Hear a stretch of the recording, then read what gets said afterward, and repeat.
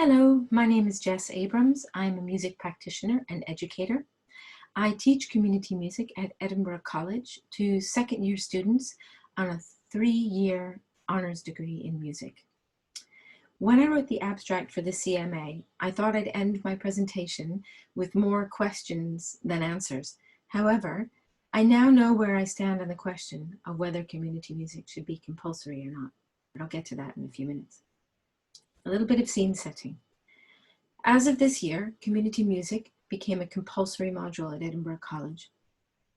I have 45 students for an hour and a half each week for 36 weeks. This carries the same timing and credit value as music theory and composition classes here at the college.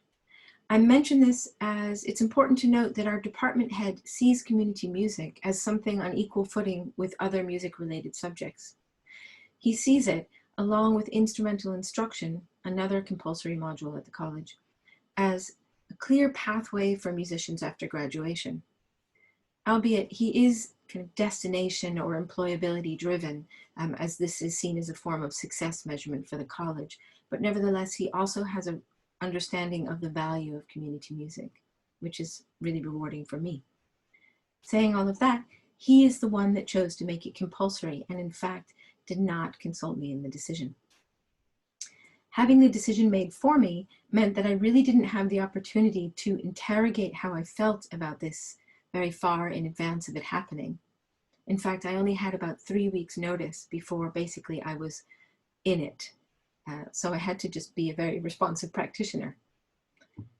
So this year has caused me some discomfort, some deep questioning and interrogation of my beliefs and approaches, particularly pertaining to my practice in the field, but more so to my practice in the classroom.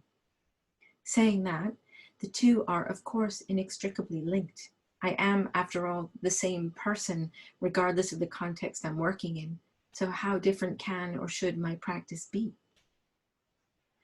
The people in the classroom are my students, and I must teach them from the meta, the underpinning concepts, overarching responsibilities, from the welcome to the circle, to closure, to noticing what's happening in the room, not just musically, but on many other levels as well.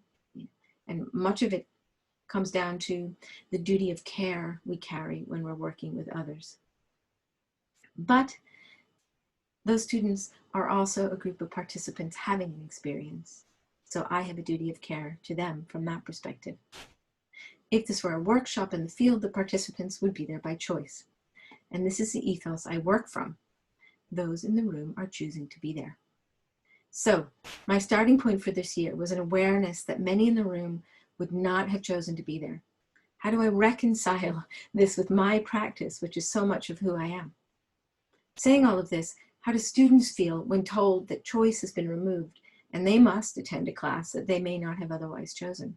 How do they reconcile this with who they are and what they want and where they see themselves going? So I asked some students to tell me how they felt about having to take the class. There are a few of their answers in the written transcript that's available that I'll put up in the chat box when I'm finished. But here are 2 examples of content from students' final reflective essays. The first one is from the 18-19 year when it was an optional unit, so everybody in the room had chosen to be there. The kind of learning and work we are doing is far more personal than other classes and requires close examination of ourselves, our character, and the way we interact with other people and the environment we live in. The second slide is an example of a comment from a student who specifically told me they would have never chosen this module. This is from the 1920 year. I may sometimes find it hard to engage with this particular class. It is not something I'm overtly keen on. I understand the benefits of trying it out, and it may come in use further down the line. However, I excel at projects I enjoy and find more directly relevant to my specific career choice. Both show that something was gained. And in the second one, I've highlighted one section in blue because for me, I can choose to read into it that this particular student will find value later. I suppose you could say that suits my data and my findings. So the questions I've had throughout and are very much based on my ethos, and yours may be different, are firstly, how do I reconcile my ethos of participant choice with that of a compulsory module? And secondly, what impact does it have on my practice and on those in the room? So in answering these questions, I should first say that I have and will probably continue to have issues with community music being compulsory. However, that doesn't mean it shouldn't be. You're kind of getting to what my answer is, I suspect. So firstly, I reconcile my ethos of choice by knowing that some of the students in the room will later run workshops with people who are there by choice. And I am in fact planting seeds about the duty of care we have and the importance of boundaries, of what it means to hold a group or even just one person that you're working with.